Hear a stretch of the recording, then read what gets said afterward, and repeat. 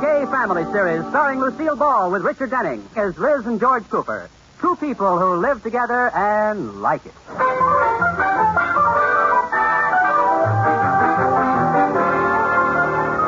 And now let's look in on the Coopers. It's early evening, dinner is over, George is in the living room, and Liz is helping Katie the maid clear off the table. Mrs. Cooper, you don't have to help me with the dishes. Oh, I'm just stalling, Katie. I want time to think. George is waiting for me in the living room, and he has that I'm going to lecture Liz expression on his face. I'm afraid he wants to ask me about the right front fender on the car. Well, what do you think he wants to know about it? He probably wants to know where it is. Oh, dear. Well, might as well go in and face the music. Yes, George? Sit down, Liz. I want to talk to you. I'm sorry about it, George. I couldn't help it. The fender's at the garage being fixed. What fender? Oh, me and my big mouth. Okay, let's have it. What is it this time? It wasn't my fault, George. You should have seen that place. Cars whizzing past, reckless driving, screeching brakes. I'll never put the car in a parking lot again. Okay, you're excused. Well, what did you want to talk to me about, George? Did I do something else? No, dear, it's about my insurance. Oh. You see, I've taken out some more, and I want to explain it to you. George, insurance is such a waste of money. Look at our fire insurance. We've been paying for it for 10 years and haven't used it once. I'm talking about my life insurance. I've doubled my insurance, and you'll get $10,000 when I die. George, what a horrible thought. I won't take it. Now, honey. I don't even want to talk about it. Honey, these are things you have to discuss. After all, I want you well provided for if I should die first. Oh, there you go again. Liz, let's face it, I'm not going to live forever. Well, for my sake, the least you could do is try. All right, I'll try. But in case I don't make it, if by any chance I go first. Why do you keep saying that? Don't you feel well? Oh, Liz, I'm simply speaking in generalities. I might go first, you might go first. We have to be prepared. It's the sensible thing to do. Why do you say I might go first? I didn't say that. Yes, you did, and you sort of smiled when you said it. What are you trying to tell me, George? Oh, Liz, how dramatic can you get? Now, what are you crying about? After I'm gone, I suppose you'll marry again? Oh, I will not. You won't? No, I learned my lesson the first time. Honey, I was only teasing. Now, please be practical, and let me tell you about this insurance. All right. You see, I took out $10,000, double indemnity. Double in what it is? Indemnity. That means if I go normally, you get $10,000. If I go in an accident, you get twice as much, see? Well, I'm going to miss you. But when you feel yourself going, try to make it an accident, huh? Gee, you don't have to be that practical. Well, all right then. You go any way you want. Oh, thanks. And don't worry about the money. I'll get a job to help support myself. Oh, you holding down a job? I'm glad I won't be alive to see it. Well, I could get a job, all right. I can always be I could probably... Well, with my brains, I could... George, you better make that $30,000. I thought so. Liz, promise me you'll never get a job. Business is bad enough as it is. I don't like your attitude, George Cooper. There are lots of morons holding down office jobs, and I'm just as smart as they are. I agree. Oh, all right, I'll show you. I'm not even going to wait for you to die. I'm going out and get a job right now.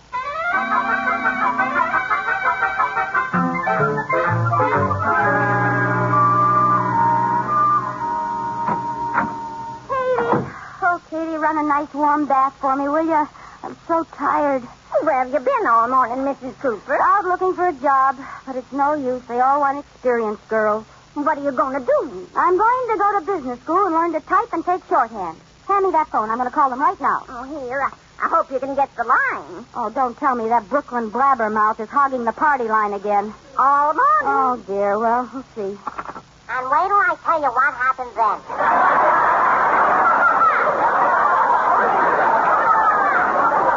All right. Do you want to guess? There she blows. Pardon me. I have an important call to make. Are you ever going to get off the line? Mama, we got company. Meet Miss Big Ears. Why don't you hang up? Don't you ever get tired slapping those lips together? Blah, blah, blah, blah, blah. I got rice. I happen to be talking to my mother. You are? That's amazing. It's amazing I'm talking to my mother? No, it's amazing you have a mother. What did you think? Somebody built me with an erector set.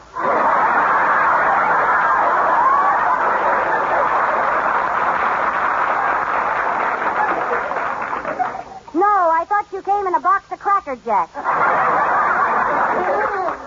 Such an insult. Go on, Mama. Tell her off. So what'll I say, huh? How do you like that? Yeah, it comes in 2 sizes.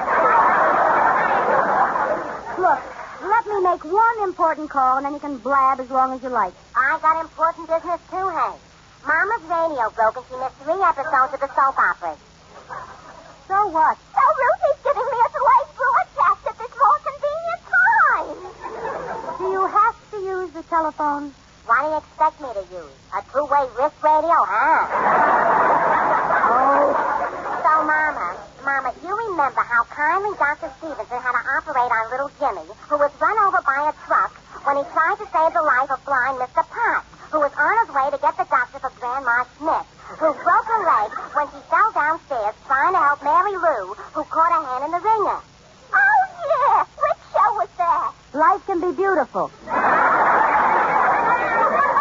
that's right. Now, in John's Other Wife, Audrey was mad at Roy. Oh, he makes me so mad. Well, what are you going to do? I'll go down to the Secretarial school and enroll in person. If I wait for her to get off the phone, I won't need a job. I'll be collecting Social Security.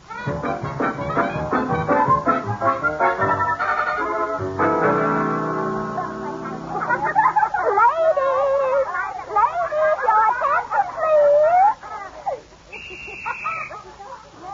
Welcome to Miss Claremont's business school. You are lucky to be studying under Miss Claremont, the world's finest teacher. I am Miss Claremont. When you finish our course, each of you will be completely equipped to get along with your future boss as we teach you shorthand, typing, filing, and jiu-jitsu. For the winter girls, we have a course in broken office running, desk vaulting, and how to use a sharp pencil point. Now, how would like to use Mrs. Cooper to demonstrate typing instructions? Oh, well, then you better give me another typewriter. This one isn't any good. What do y'all mean? It doesn't have any letters on the keys. Mrs. Cooper. Yes, ma'am. Mrs. Cooper, the keys are left blank, so you will learn to type by the touch system. Oh. I'll show you. Now, type the middle row of keys. From left to right, A, S, D, F, J, K, L. Oh, very good. Now you've learned something already, haven't you? Yes, ma'am. As Jeff Jickle. You know, that's a hard word to work into a conversation. Oh, I get the idea, though. I think I'll try to write my name. How did it come out? Shake hands with Cordy Uiop. Class dismissed.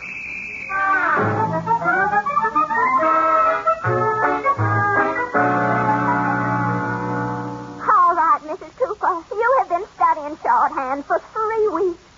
When you write the word money, it is not proper shorthand to draw a picture of a little cabbage.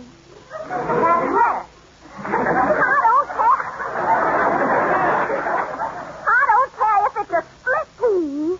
It's not shorthand. Well, you'll have to admit my typing has improved. This morning I typed 60 words a minute. Mrs. Cooper, Yes, ma'am. anyone can do that if they type the same word over and over. Class dismissed.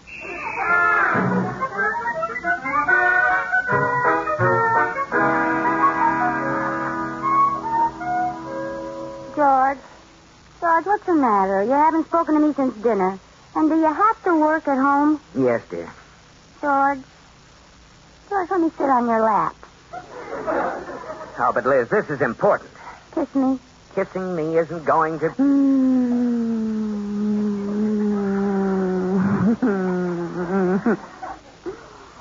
Now, is work more important than that? What work? That's better. George, why don't you let me help you with your work? I'm doing fine in secretarial school. I'm even writing my shopping list in shorthand. That can only lead to ptomaine. Here's my notebook right here. Is that shorthand? Sure, what does it look like? Looks like the tracks of a wounded fly with ink on his feet. Oh, don't be funny. It's my own system. They all mean something. Yeah? What does this one mean? The number 3, a dog, and a daisy. Oh, well, that's to remind me to get 3 heads of cauliflower. Oh. Well, I'll wait till you figure it out. Now, what's this, Dilly? A telescope, a doctor, and a child. Oh, well, I want to discontinue the newspaper. That means watch out for the examiner boy. See, the telescope is watch out. The doctor is the examiner. Never mind. Oh, now, here's one I can understand. A man throwing books in the air. Mm-hmm. Juggling your books, huh? Just a little jug. Well, don't worry. I'll make this month's accounts come out right if it takes all my next month's allowance to do it. Yeah, well, we'll talk about that later. Okay. Now explain this last shorthand mystery to me. Mm-hmm. A circle, a ship, and a laundry ticket. Oh, that. See, the circle's for a phonograph record I want to buy. Yeah. What's the ship and the laundry ticket for? That's the title. Slow Boat to China. Oh,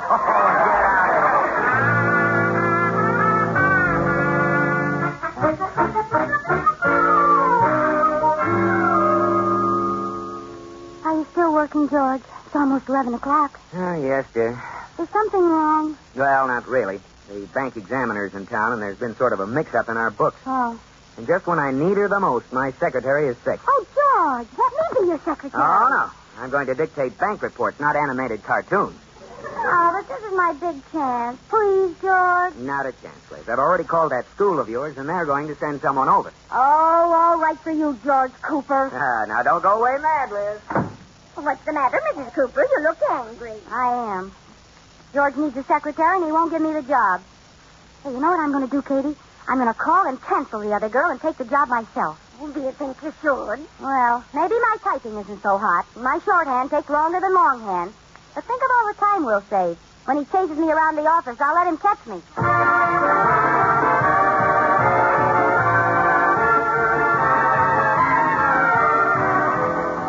George is in for a big surprise because he hired a substitute secretary and doesn't know that Liz is planning to substitute for the substitute.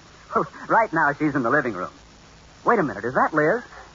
It is, and she's wearing a black wig and horn-rimmed spectacles. Katie, come in a minute, please. I'm coming, Mrs. Cooper. What do you... Oh, pardon me, madam. Oh, Mrs. Cooper, it's you. Pretty good disguise, huh? Do you think I can fool George with this wig? Yes, if you take the price tag off. Have you canceled the other secretary yet? Oh, good heavens, no. I'll call right now. And then Uncle Joe took his wife's baby to pay for an operation on Aunt Flossie's eye. And so we conclude another episode of Just Plain Blabbermouth.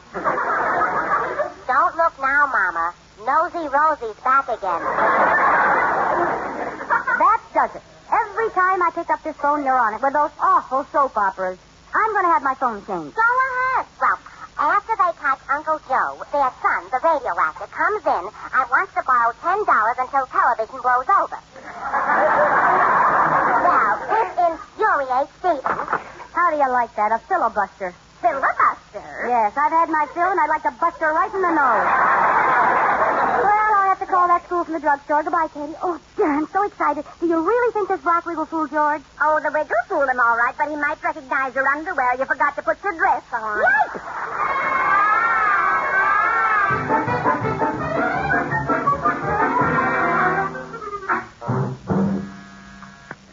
Yes? Mr. Cooper, your new secretary is here. Well, send her right in. Tall brunette. Oh, send her right in. I've been waiting for her. Yes, sir.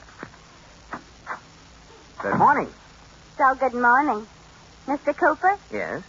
I'm your temporary secretary. Well, I'm glad to know you, Miss, I guess I'm a little nervous. I know it as well as I know my own name. Oh, well, how about sitting down? No, that sounds too much like an Indian. How about Jane Smith? Yeah, Jane Smith. Well, Miss Smith, Miss Claremont promised to send me her prize pupil, so you must be pretty expert at shorthand and typing. Well, Miss Claremont herself will say she's never seen shorthand like mine. Good. How fast can you take dictation? 500 words a minute. 500? Oh, that's impossible. Well, not the way I do it. I use both hands. Oh, it's a trick. I'm amphibious. We've got a lot of work to do, Miss Smith. We'd better get started. Yes, sir. But what's your hurry? I think I'm going to like you. You think maybe you're going to like me, hey? Well, Miss Smith. Oh, don't be so formal, Blondie. Wouldn't you maybe like me to maybe sit on your lap, maybe? Miss Smith, we have work to do. You can sit on my lap later. What? Mr. Cooper, you're married, aren't you, huh? Yes. Well, your wife sure trusts you, not interviewing your secretaries or anything, and you, a good-looking guy like you. She trusts me implicitly. She has no idea what goes on around here. Oh, she doesn't, huh? Why don't you tell me about her? I can just imagine what she looks like. You can? Yeah. Yeah, I imagine a handsome guy like you would have a wife who was tall and a gorgeous face and a positively exquisite figure. Boy, have you got an imagination? Well, if I'm not too nosy, what does she look like? Well, she's, I don't know. What can you say about a woman who's middle-aged and dumpy? I'm afraid I can't use you, Liz. Oh, you knew it all. Well, I caught on pretty quick. Now, run along. My secretary's due. Oh, well, I don't know how to tell you this, George, but I thought I could fool you, and I canceled your other secretary. Liz, you didn't. Well, all right, I didn't, but don't hold your breath till she gets here. Oh, George, give me a chance. I'll show you what I can do. Well, it's too late to get anyone else. Now, listen to me. Yeah? The Board of Bank Examiners is meeting this afternoon. Uh-huh. And they're going to ask certain questions, and they've allowed me to prepare some written answers. Uh-huh. Do you think you can take them down if I dictate them? Well, of course I can. See here, my notes from yesterday, and I can still read them. 3 heads of cauliflower, juggle the books, watch out for the examiner boy, get a slow boat to shine. Never mind that stuff. Oh. Now, let's get started. Here's the answer to the first question. Uh-huh. You ready? Yes. The Second National Bank holds as collateral with the Humboldt Construction Company. George? Oh, I forgot. The T-H-E, Uh-huh. Second, S-E-C-O-N-D, National, N-A-T-I-O-N-A-L.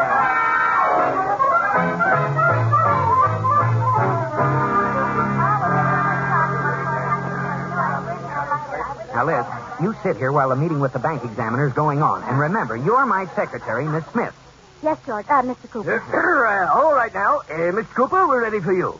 As you know, things look rather bad at your bank. I hope you have some good answers to the questions we have for you.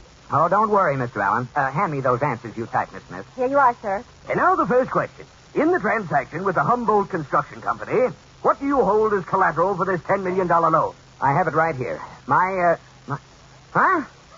Well, what's wrong? Look at this typing. A whole page of jumbled letters. Not a single word makes sense. Well, let me see.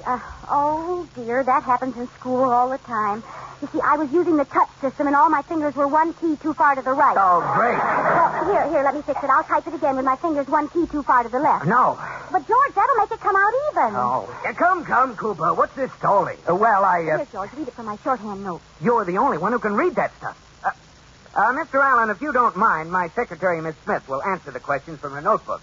Well, this is highly irregular, but go ahead. Thank you. Well, Miss Smith, what does the bank hold as collateral for this $10 million loan? The quick brown, now is the time. Oh, dear. My notes are all mixed up. Oh, Liz. Oh, I have it. Well, what's the collateral for this $10 million? 3 heads of cauliflower.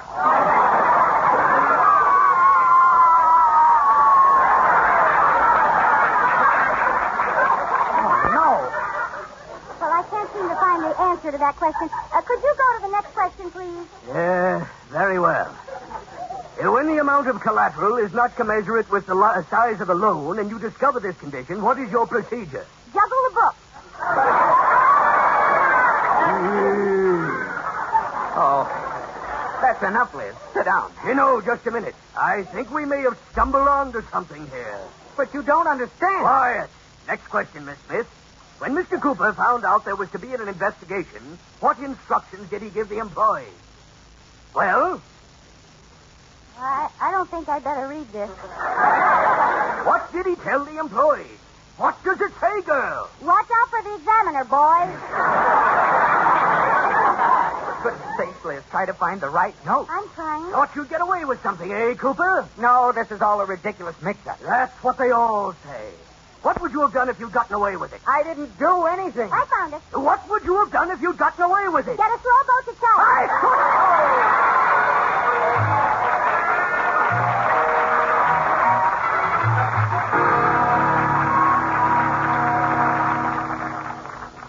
Eat some dinner, George.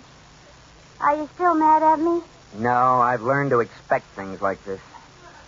It only took me 6 hours to prove to Mr. Allen that you were responsible for the whole thing. I'm sorry. And I don't want to work anymore, George. I'll manage to live on your insurance money somehow. Oh, thanks. And I'll call up the Secretarial school right now and quit. Now, that should break their hearts. And the doctor said, Ma Perkins, you'll never walk again. Oh, you. The phone company told me they changed this party line. They did, hey. I'm talking to your new party line now. You are? Well, who is it? Me, Dickie is. Some coincidence, huh? What's the matter? Liz, speak to me. Say something.